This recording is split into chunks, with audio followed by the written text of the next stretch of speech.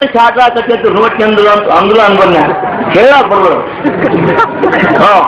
ಏ ಹೊಗಡೆ ಬೋಸುಡಿ ಮಗನೇ ನೀ ಬರದ ಬ್ಯಾಡಲಿ ಅಂತ ಈಗ ಇದು ರೊಕ್ಕ ಒಂದು ಹೌದು ಮಾಡ ಎಂತದ ರಾಜ ನಮ್ಮ ಗುರುಗಳು ಮಠಕ್ಕೆ ಬರ್ತಿದ್ದಂತ ಅವಾಗ ಏನ್ ಮಾಡಿದೆ ಒಂದು 10 ಎಳಗ ನೀರು ತಗೊಂಬಂದ. ಏ ಇಡಲೆ ನಿನ್ನ ಹೆಸರೇ ಅಂದ ಅವ ಏನ್ ಹೇಳ ಇಡೀ ಸೂರ್ಯ ಮಗನ ನಿನ್ನ ಕೊಳ್ಳಕ್ ನಿಂಗದ ಇವನು ಕಾಣುವುದೇ ಬೋಸಡಿಕೆ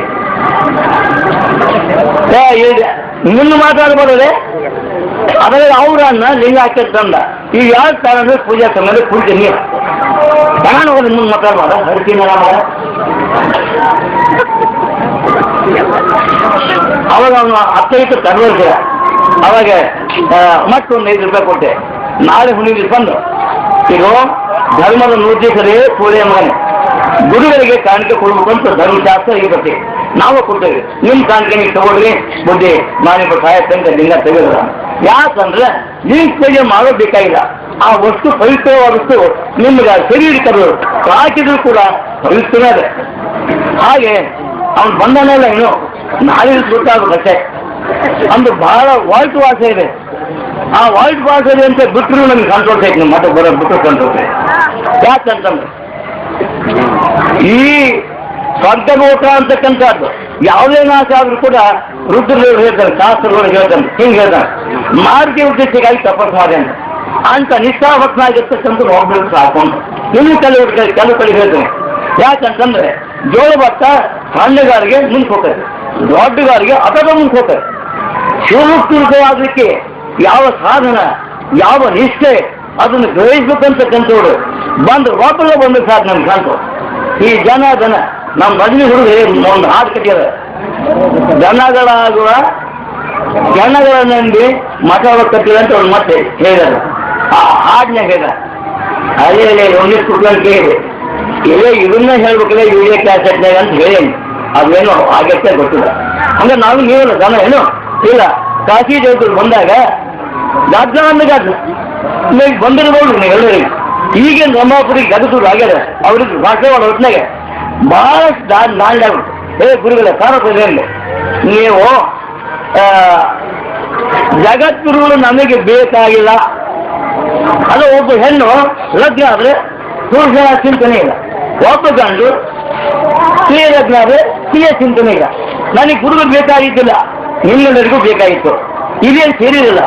ನೀವೇನು ಹಂದೆ ಕರಡೆ ನಾಯ ಒಂಟೆ ಹುರಿನ ನೀ ಯಾರು ನೀವು ಯಾರು ಎದ್ನಿತ್ಕೊಂಡು ಯಾವ ಮೂಲೆಗಾರಾಗಲಿ ಎಷ್ಟೆತ್ನಾಗರಾಗಲಿ ಕಾಶಿ ಜೋಬ್ರು ಕರೆಸ್ತೀವಿ, ನೀವೇನಾದ್ರು ಕೊಡ್ರಿ ಅಂತ ಕೇಳಿದ್ರೆ ನೀವು ಬೇಕಾಗಿ ಕೊಡ್ತೀವಿ.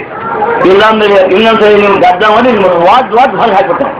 ಯಾರದಾರ ಜಗದ್ಗುರು ಇತ್ತು. ಆಮೇಲೆ ಏನು ಈಗಲೇ ರಂಭಾಪುರಿ ಜಗದ್ಗುರು ಆಗಿರೋದು ಇವ್ರು ಭಾಷಣ ಮತ್ತೆ ಕೊಡಪಲ್ಲೆ ಅಂದ.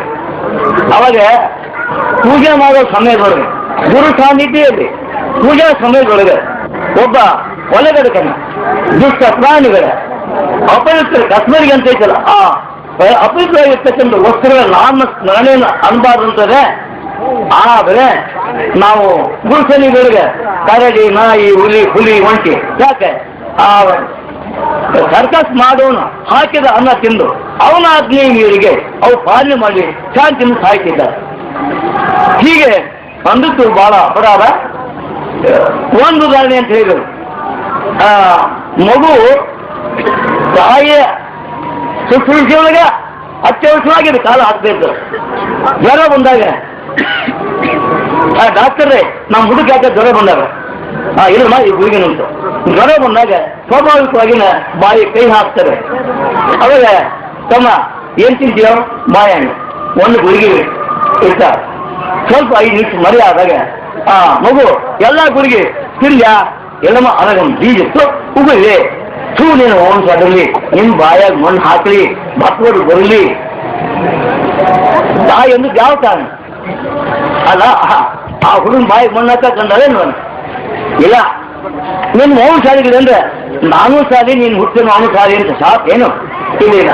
ಆ ಮಗುವಿನ ಜ್ಞಾನ ಆರೋಗ್ಯ ತಕ್ಕೊಂಡು ಮುಂದೆ ಜೀವನ ಅಧ್ಯಾಯ ಜೀವಿತ ಅಧ್ಯಾಯಗಳಿಗೆ ಹಾಗೂ ಉದ್ದೇಶಕ್ಕಾಗಿ ಸಾಯ್ಬೋದು.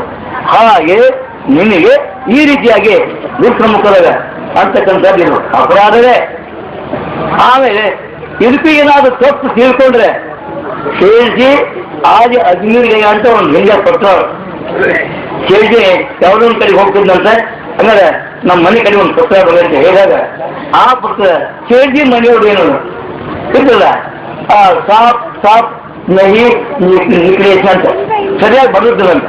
ಅವನೇನು ಹೇಗ ಸೇರಿಸಿ ಆಜ ಮರ್ಗಯ ಸತ್ವದಂತ ಎಲ್ಲರೂ ಕೂಡ್ಕೊಂಡು ಮೂಗೊಟ್ಟರು ಬಳಿ ಹೊಡೆದು ಚಾಳಿ ಹೊಡೆದು ಎಲ್ಲ ಜಾಯ ಮಾಡಿಬಿಟ್ಟು ಹಂಗ ನೀವು ತಪ್ಪು ತಿಳ್ಕೊಂಡು ನಾವೊಂದು ಬಗ್ಗೆ ನಾನು ಆ ಗುರು ಅನುಗ್ರಹ ಇರೋವರಿಗೆ ಅಂತ ಆ ಕಾಶಿ ದೇವರು ಬಂದಾಗಲೂ ಈ ಮಠ ಹೇಳಿ ಕಾಶಿ ದೇವರು ನಮ್ಮ ಮಠ ಸಣ್ಣದೇ ನಿಮ್ಮನಿಗೆ ದಯಮಟ್ಟಕ್ಕೆ ಆಗೋದಿಲ್ಲ ಅಂತ ನಮಗೆ ಒಂದು ಆಶೀರ್ವಾದ ಪತ್ರ ಕಳಿಸಿದ್ರು.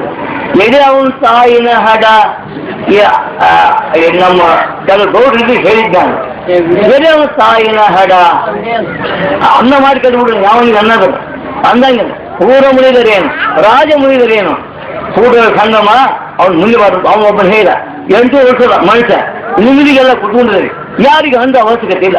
ಗುಡಿಗೆ ಒಬ್ಬನೇ ನಾ ದಾಸ, ಬೇರೆ ದಾಸ ಆಗ್ಲಿಕ್ಕೆ ಸಾಧ್ಯ ಇಲ್ಲ. ಅಲ್ಲ ಅವನು ನಿಂಡು ಹುಟ್ಟನಾದ ವಿಶ್ವನಾಥನ ಸೋಳೆ ಮಗ ಅವರಿಗೆ ಒಬ್ಬರಿಗೆ ಒಲಿಬೇಕಾ ನೋಡ್ಕೊಂಡೇ ಬಿಡ್ತಾನಂತ ಹೇಳ್ತಾರೆ. ಮಲ್ಲಾಡ್ ಗೌಡರಿಗೆ ಮಾತಾಡಿದ್ದೆ ಆ ಪತ್ರನ್ನು ನಮ್ಮ ಬಿಟ್ಕೊಂಡೆ 3ನೇ ವರ್ಷಕ್ಕ ವಿಶ್ವನಾಥ ಒಳಗೆ ಹೊತ್ತ ಯಾರಿಗೆ ಕಾಶಿ ಜಾತ್ರೆಗೆ ಅವರು ದಾವಣಗೆರೆಗಿದ್ರು. ಬಿನ್ನ ತೀರ್ಸ್ಕೊಂಡ್ರೆ ನೀವು ಹಾತ್ ಬಾಗು ಬಿನ್ನ ಎತ್ತಿ ತೀರ್ಸ್ಕೊಂಡ್ರೆ ನಾನು ಹಂಗಾಗದು ನಾನಾಕ್ ಹೋಗಕ್ಕಾಗಲ್ಲ ಬಂದಿರಿ ಹೋಗ್ರಿ ಗುರು ಕರ್ಕೊಂಬರ್ರಿ ನಾವಿಲ್ಲಿ ಉತ್ಸವ ಮಾಡೋಣ ನಮ್ಮ ಸೇವೆ ಮಾಡೋಣ. ಅದರಲ್ಲೂ ಸರ್ವಾಧಿಕಾರಿ ಬಂದ ನಮ್ಮ ಗುರುಗಳಿಗೆ ಬಹಳ ತ್ರಾಸದೆ ಹಾಗದೆ ಹೀಗದೆ ಇಲ್ಲಿ ಬಹಳ ತಗದು ನೀನವಲ್ಲೇ ಅದಕ್ಕಿಂತ ಬರಲಿ ನಮ್ಮ ಮಕ್ಕಳಾಕಿ ಹಿಂಗೆ ಮಾತ್ರ ಹಂಗ ಹೊಟ್ಕೊಂಡು ಹೋಗೋದು ಯಾತ್ಲಾಗ ಈ ಮಾತು ಮುಡ್ಸೋದು ಯಾರು? ಅದೇ ವಿಶ್ವನಾಥ. ಅದೇ ವಿಶ್ವನಾಥನ ಮುಡ್ಸೋದಿಲ್ಲ, ಬೇರೆ ಇಲ್ಲ. ನಾನೊಬ್ಬ ಅಲ್ಪ ಜಂತು ತಿಳಿಯದ ಅಸಮರ್ಥತೆಯ ಪುರುಷ. ಆದ್ರೆ ನಾನು ಮಗಸ್ಥಿತನಾಗಲಿ ರೇಣುಕನಾಗಲಿ ಎಷ್ಟು ಮಟ್ಟಿನಲ್ಲಿದ್ದೇನೆ ನಂಬಿದ್ದೇನೆ. ಆದ್ರೆ ನಮ್ಮನ್ನು ಕೈ ಬಿಡೋಂಗಿಲ್ಲ, ಅವನಿಗೆ ಭಾಳ ಚಿಂತೆ ಬಿಡ ಮಾಡ್ಕೊಂಡ ಹೆಂಡತಿಗೆ ಗಂಡ ಹೆಂಡತಿ ಲೌಕಿಕ. ಆದ್ರೆ ಗಂಡ ಅಲಕ್ಷ್ಯ ಆದ್ರೂ ಕೂಡ ಹೆಂಡತಿ ಬಹಳ ಸುದ್ದಿಯಿಂದ ಇರ್ತ. ಹೆಂಡತಿ ಸುದ್ದಿ ಇರುತ್ತೆ, ಗಂಡ ಒಂಥರ ಇರ್ತಾನೆ. ಇದು ಒಂದು ಲೌಕಿಕದ ಒಂದು 2 ಮುಖ ಇದ್ದಂಗೆ.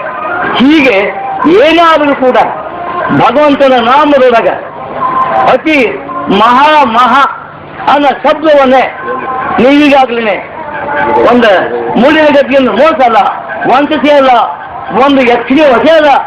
ಈಗೂ ನೀವು ನಾಳೆ ನೋಡ್ಬೇಕಾದ್ರೆ 24 ತಾಸಿನೊಳಗೆ ಅಷ್ಟಾವನೊಳಗೆ ಏನಾದರೂ ನೀವು ನೋಡ್ತೇವೆ ಅಂತಂದ್ರೆ 24 ತಾಸಿನಲ್ಲಿ ರೇಣುಕರ ಕೃಪೆಯಿಂದ ನೀವು ಕಾಣಬಹುದು. ಕೇವಲ ಜೀವನೋಪಾಯದ ಭಾಷಣ ಅನ್ನಲ್ಲ.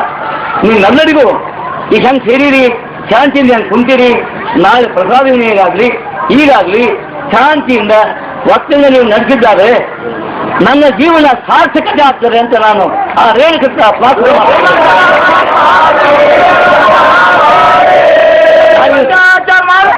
ಒಂದು ವೃದ್ಧಿಯಾಗಿ ಧರ್ಮಾರ್ಥ ಮೋಕ್ಷ ಪುರುಷಾರ್ಥ ಅಂತಕ್ಕಂಥ ಮಾತಿನೊಳಗೆ ಎಲ್ಲರಿಗೂ ಪುರುಷಾರ್ಥ ದೊರೆಯೋದಿಲ್ಲ. ಅರ್ಥ ಕಾಮ ಆದ್ರೂ ದೊರೀತದೆ. ಅವೆರಡು ದೊರೆತಾಗ ಮುಂದೆ ಧರ್ಮಕ್ಕೆ ಆಮೇಲೆ ಗುರು ಸೇವಕ್ಕೆ ಮೋಕ್ಷಕ್ಕೆ ಸಾಧುತ ಆಗ್ತದೆ ಅಂತೇಳಿ ನಿಮ್ಮೆಲ್ಲರಿಗೂ ಆ ಸೇವೃತ್ತಿ ಬರುದೆ ಅಂತ ಹೇಳಿ ಈಗ ಮುಗಿಸ್ತಾ ಇದ್ದೇವೆ.